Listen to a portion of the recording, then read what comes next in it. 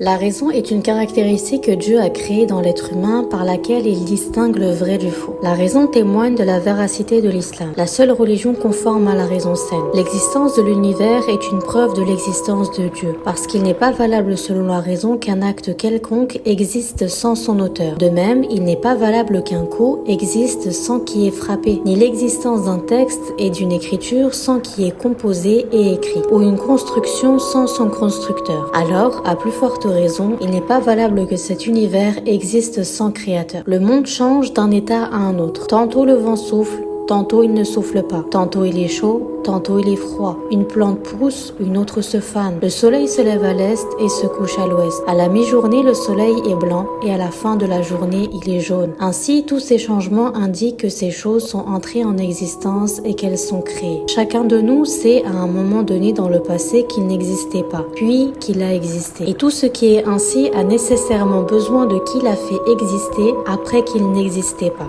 En effet, la raison saine juge que l'existence d'une chose, après qu'elle n'existait pas, nécessite un être qui l'a fait exister, un être qui les change, un être qui les fait évoluer. Ces choses font partie de ce monde. Ce monde est donc lui-même créé.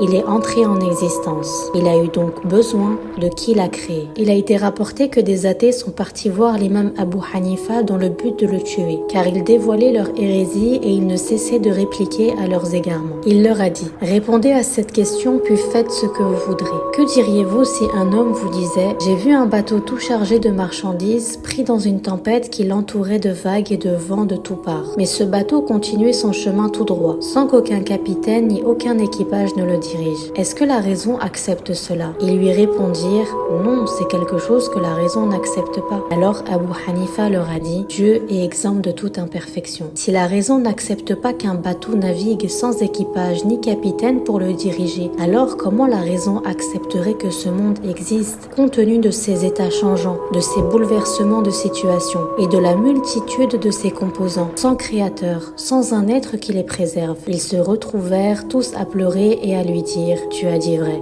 Ils rengainèrent leurs épées et se repentirent en revenant à l'islam.